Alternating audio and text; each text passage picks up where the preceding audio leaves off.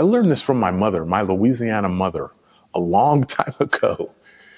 She used to tell me, son, it's hard for you to listen while you're talking.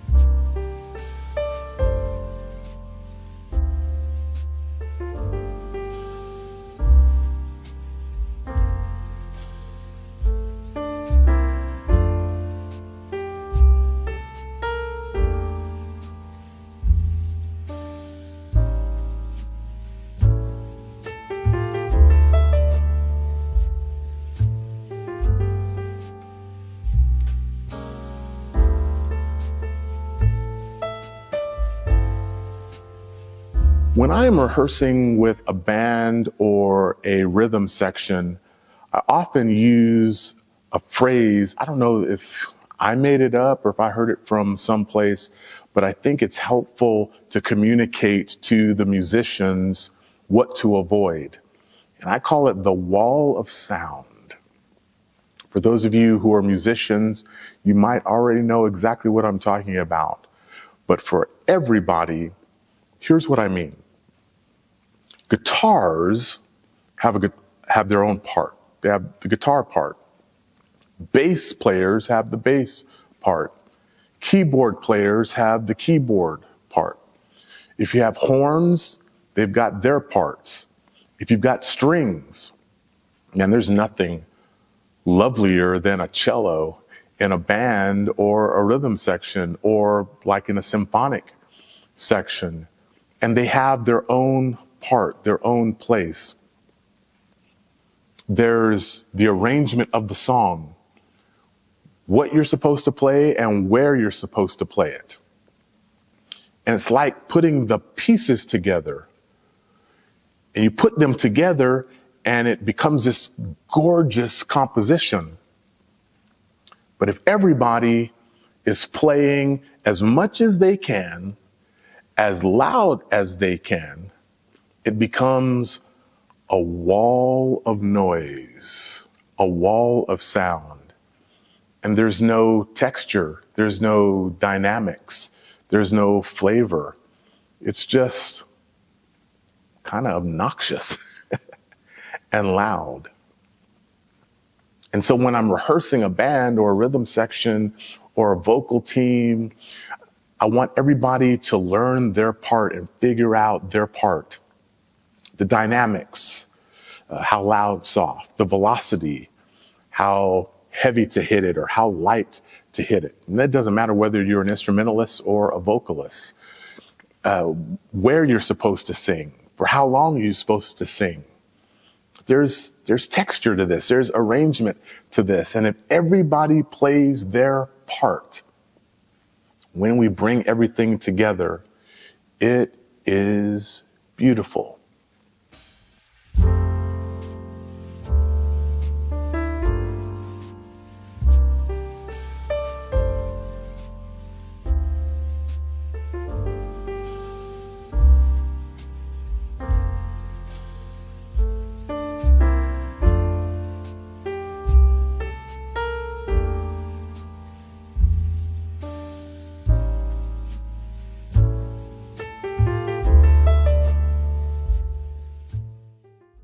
I was thinking about the wall of sound earlier when I was rehearsing.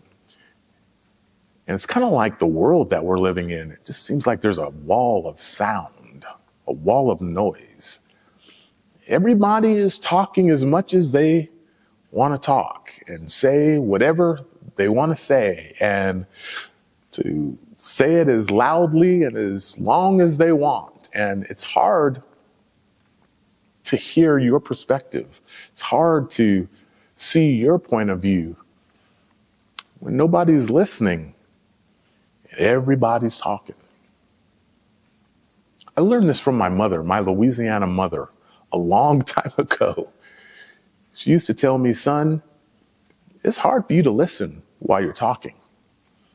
You need to stop talking for a bit in order to focus your attention on what's being said by others. Otherwise, everybody's talking at the same time.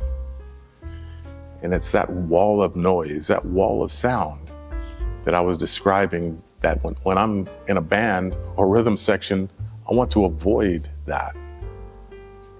Well, the truth is there are gifted musicians, gifted vocalists. There are gifted creators and influencers and public speakers. There's gifted podcasters. There's gifted YouTubers.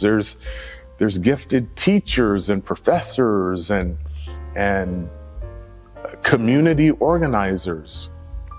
And each one of them has something to offer. Each one of them has a flavor to bring to the party. Each one of them has something that is unique and significant. And perhaps it is something that when it is voiced, it is shared.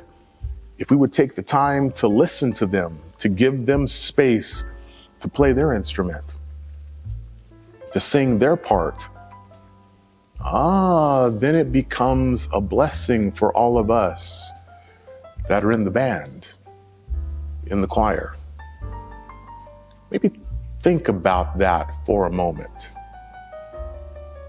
Are you able to hear the individual voices that are speaking into your life to the point that you can differentiate between the beautiful French horn and the clarinet and the bassoon and the flute and the trumpet and the tuba and the harps and the timpanis?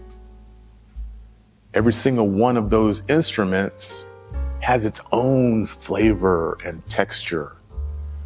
And if it's played right, it can produce a masterpiece. Might not be able to produce that masterpiece by itself, but it can with the rest of the band. Thanks for taking this journey with me. Keep liking, keep subscribing. Help me build this thing. I love doing this, and who knows? Perhaps I can be one of those voices in this beautiful, beautiful choir.